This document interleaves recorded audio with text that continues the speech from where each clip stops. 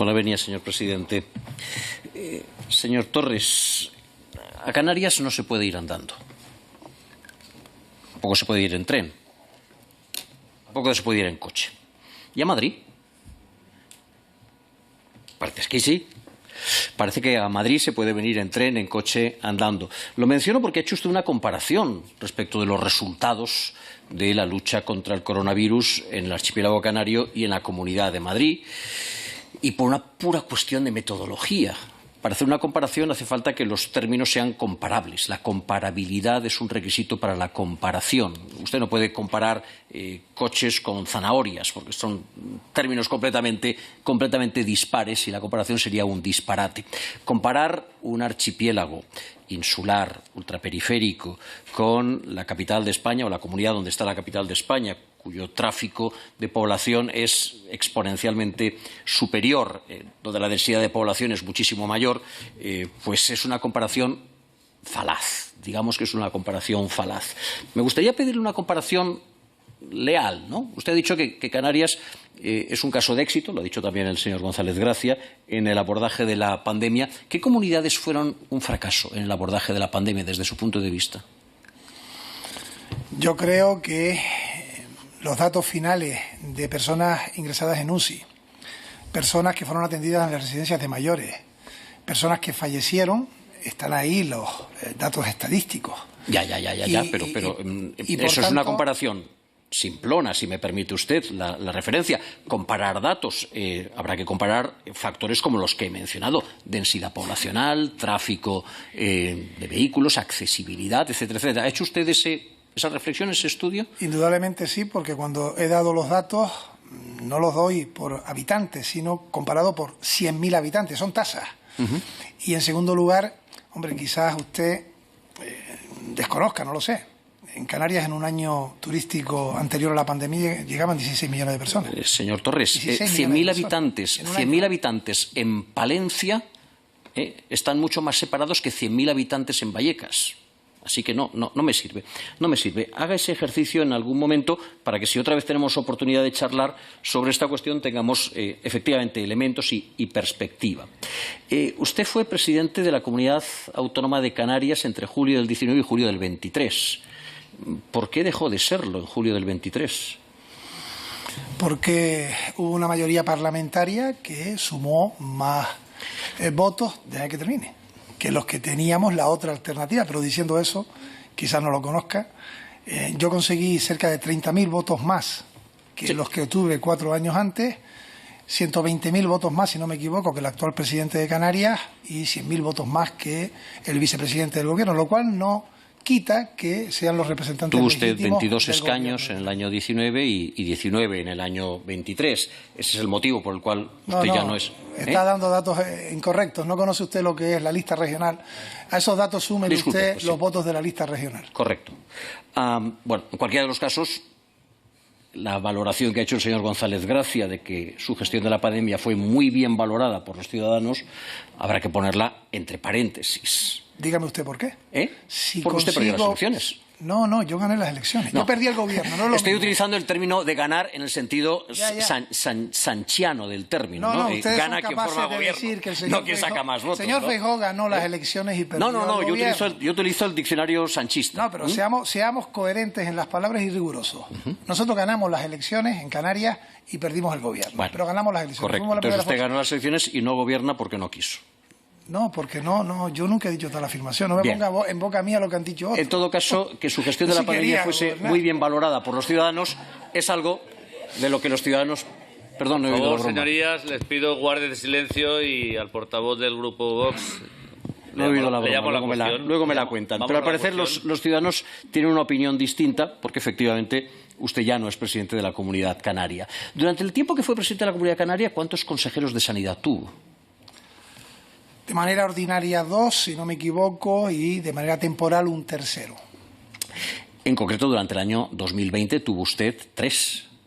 Sí, porque empezamos en el año 19 con la consejera de Sanidad, que luego fue sustituida por un miembro del gobierno en medio de la pandemia. No era fácil conseguir una alternativa, por tanto opté por alguien que ya había sido hacía años consejero de Sanidad formaba parte del gobierno y posteriormente, cuando ya la situación se empezó a normalizar, fue nombrado una nueva persona. Esto de optar por personas que ya tienen experiencia es, en términos generales, una buena idea, pero no siempre lo es. Porque le iba a preguntar por cuántos directores del Servicio Canario de Salud tuvo usted durante el año 2020. Lo mismo, exactamente, fueron tres más finalmente a finales del año 20, después del periodo temporal del viceconsejero de Presidencia, que fue interino, pues una persona adquirió la condición de director del Servicio Canario de Salud. Dos más, el señor Pazos y el señor Domínguez. Dos más, el señor Pazos y el señor Domínguez, que repetía en el puesto. ¿Por qué cesó al señor Pazos y por qué nombró al señor Domínguez? Cualquiera que ha estado con máxima responsabilidad, porque yo fui presidente porque lo quiso la mayoría del Parlamento y además ganamos las elecciones con claridad, tiene que tomar las decisiones que entiende son las oportunas para el interés general, aunque sean dolorosas, ¿no? Y cesar a una persona siempre es doloroso. Supongo que usted también lo habrá hecho si ha tenido responsabilidades de gestión, porque uno nombra a una persona como es nombrado o fue nombrado en un momento determinado, y en un momento determinado, si entiende que debe darse un cambio, pues lo hace y asume la responsabilidad. ¿Y por qué cesó al señor Domínguez en noviembre del año 22?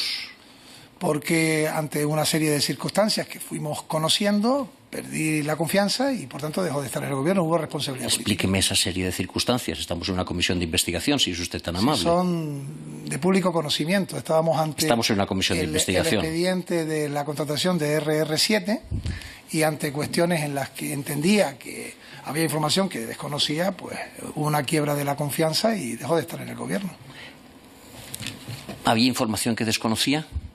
Sí, el asunto es que estábamos ante una investigación que está todavía y permanece, y tomé esa decisión, como también tomé con otras personas por otras razones. Yo no le voy a preguntar por el transcurso de esa investigación, que efectivamente está todavía en marcha. Le estoy preguntando por sus decisiones como presidente del Gobierno de Canarias. ¿Por qué cesó usted al señor Conrado Domínguez en noviembre del 2022? ¿Cuáles fueron las razones que le movieron a usted a tomar esa decisión? Ya le he respondido, hubo una pérdida de confianza y él presenta su dimisión después de una conversación que tenemos el día anterior. Y se produce entonces un nombramiento de otra persona en su lugar. Hubo una pérdida de confianza, no sabemos por qué, y hubo una dimisión, tampoco sabemos por qué. Después de una conversación que no sabemos dónde y en la que no sabemos quién participó. Para ser una comisión de investigación, me parece que nos vamos a ir a casa casi como habíamos venido, ¿no? ¿Tiene algo que ver con el hecho de que el señor Domínguez fuese posteriormente imputado por prevaricación, tráfico de influencias y estafa? No, fue imputado previamente. Y no fue cesado con alguna de las que creo que no es exacta lo que usted dice, eso con respecto a las posibles imputaciones. Y teniendo en cuenta que también aplicábamos un código ético, aunque no era compañero de organización, que la dimisión se debe producir cuando se producía una apertura de juicio oral, él se mantuvo en el puesto hasta que, debido a ese expediente y a cuestiones que entendíamos en el gobierno no habían sido trasladadas como se habían producido, pues se produce la pérdida de confianza. Esa es una precisión interesante. Sus compañeros han dicho, hinchando pecho, que no hay ningún socialista enjuiciado por corrupción en Canarias, no hay ningún socialista con carné. El señor Conrado Domínguez era miembro de su gobierno, lo había sido en 2 ocasiones, fue nombrado por usted, pero no es un socialista imputado en este asunto. Es una distinción muy oportuna. No, se equivoca y lo corrijo para que quede constancia en el acta. El señor Domínguez fue director del Servicio de Canario de Salud con Coalición Canaria y el señor Baltar. No estaba el Partido Socialista en el gobierno de Canarias. No fue con usted. Había salido del gobierno de Canarias. Había tenido responsabilidades en otras administraciones, es funcionario de salud, estaba en el gobierno que yo comencé como secretario general técnico y posteriormente tuvo esa responsabilidad. Correcto. Estamos hablando de noviembre del 2022 y los hechos a los que he hecho referencia se refieren a este último periodo. Le han preguntado varios de los compañeros de portavoces de grupo por su relación con el señor Koldo García. Mire, a mí no me llama la atención y no me preocupa que usted conociese al señor Koldo García. Me parece perfectamente natural. El señor Ábalos, tengo entendido que iba de vacaciones con bastante frecuencia a las Canarias, ¿no es así? No lo sé, a Canarias iba o fue a menudo para reuniones institucionales y la verdad que el Ministerio de Transporte, mientras él fue el ministro responsable, consiguió para Canarias cosas muy importantes como avanzar. No le he preguntado por las reuniones oficiales. Es que desconozco si iba de vacaciones. Desconoce. Usted sí que es militante socialista. El señor Ábalos fue durante tiempo secretario de organización del Partido Socialista, pero el señor Ábalos iba a Canarias y no necesariamente le llamaba y le decía: usted, estoy tomando el sol en una playa canaria. No necesariamente. De acuerdo. En cualquiera de los casos, no me extraña que usted conociese al señor Koldo. La pregunta es, ¿en concepto de qué conocía usted al señor Koldo? En concepto de qué. La pregunta no es si lo conocía usted, me parece perfectamente natural, era el asesor del señor Ábalos. La pregunta es, ¿en concepto de qué? ¿Qué era para usted el señor Koldo? En concepto de asesor del ministro de Transporte. Acláreme lo de asesor, que es un concepto jurídico indeterminado y un tanto deletéreo. Era el señor que iba detrás de Ábalos. No, pero fue nombrado asesor y mientras pertenecía y estuvo en el Ministerio de Transporte tuvimos una relación institucional. Cuando dejó de estarlo no tuvimos ninguna relación. Ya, pero el ser asesor del ministro le coloca en una posición particularmente privilegiada, particularmente ventajosa, de reconocimiento a sus ojos a la hora de comprar mascarillas.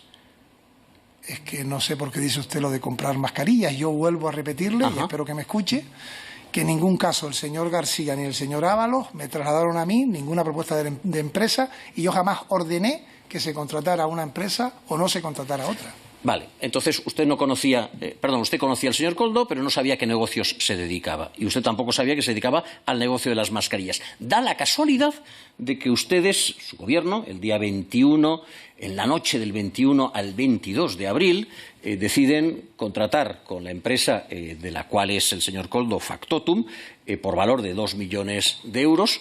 Pero usted no sabía que el señor Koldo estaba detrás de esa empresa. Me resulta curioso porque usted ha hecho un relato, pues francamente, admirable de su dedicación al gobierno canario. Durante esos meses, durante esos días complicados de la pandemia, usted se reunió con sindicatos, con patronal, se reunió con cabildos, se reunió con empresarios, usted se reunió con todo el mundo, se interesó por todo tipo de asuntos, por el cierre del espacio aéreo, por el tráfico entre las islas, etcétera, etcétera. Usted se ocupó de todo menos de las contrataciones. De eso no se ocupaba.